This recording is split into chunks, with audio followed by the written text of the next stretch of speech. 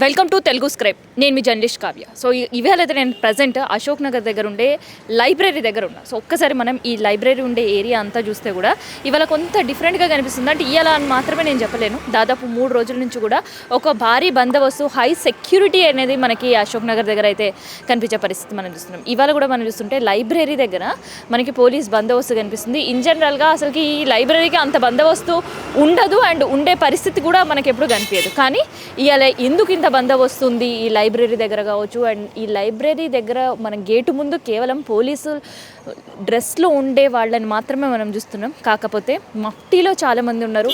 And ఇక్కడ దగ్గర ఉండే బుక్ స్టోర్స్ దగ్గర కావచ్చు, జిరాక్స్ సెంటర్ల దగ్గర కావచ్చు, టిఫిన్ సెంటర్ల దగ్గర కావచ్చు, ఇక నేను ఇట్లా షాప్ల పేర్లు చెప్పుకుంటూ పోతుంటే అడుగడుగునా కూడా పోలీసు బందోబస్తు షాప్ల దగ్గర నిఘా పహారా వేసి కూర్చోవాల్సిన పరిస్థితి. సో ఎందుకు ఇది అంటే ఇవాళ నిరుద్యోగులు కావచ్చు, డిఎస్సి రద్దు చేసి మెగా డిఎస్సిని ప్రకటించాలని నిరుద్యోగులు ఇన్ని రోజుల నుంచి చెప్తున్న మాట కావచ్చు, సర్కార్ నుంచి ఇప్పటి వరకు ఎటువంటి స్పందన రాకపోవడంతో ఇవాళ సెక్రటేరియట్ ముట్టడికి పిలుపునిచ్చారు. సో అందుకనే ఒకవైపు మనం ఓయూలో చూస్తుంటే ముందస్తు అరెస్టులు చేసేసారు విద్యార్థి నాయకులను.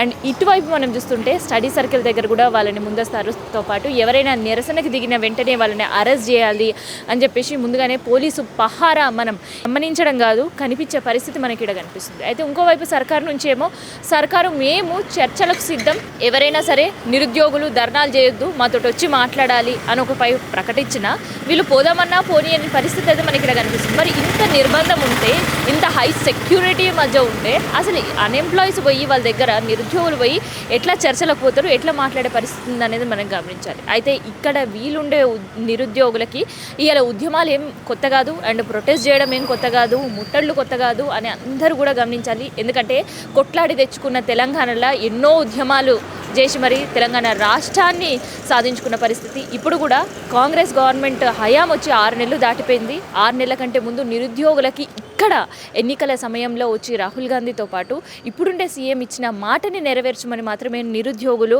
అడిగే పరిస్థితి. వాళ్ళ డిమాండ్స్ నెరవేర్చమని నిరాహార దీక్షలు ముట్టళ్ళకి యత్నించే పరిస్థితి అయితే ఇవాళ రాష్ట్రంలో ఏర్పడింది. సో స్వేచ్ఛగా వాళ్ళు అట్లీస్ట్ వాళ్ళ గలం విలిపించే పరిస్థితి అయితే ఇవాళ తెలంగాణ రాష్ట్రంలో లేదని చెప్పొచ్చు. ఒకవైపు మనం చూస్తుంటే స్టడీ సర్కిల్ అన్నీ కూడా పోలీస్ నిర్బంధంలో ఉన్నాయి, హై సెక్యూరిటీ మధ్య మనకు కనిపిస్తుంది. అండ్ యూనివర్సిటీ దగ్గర చూస్తుంటే మళ్ళీ ఉద్యమం టైంలో ఎంతైతే సెక్యూరిటీతో ఉద్యమం అణిచేసే ప్రయత్నాలు అప్పుడు ఉండే సర్కార్ చేసిందో ఇప్పుడు అట్లాంటి హై సెక్యూరిటీ మనకు ఓయూలో కనిపిస్తుంది.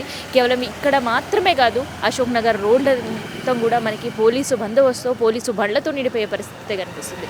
సో ఇది అశోక్ నగర్ సెంట్రల్ లైబ్రరీ దగ్గర ఉండే సిచ్యువేషన్.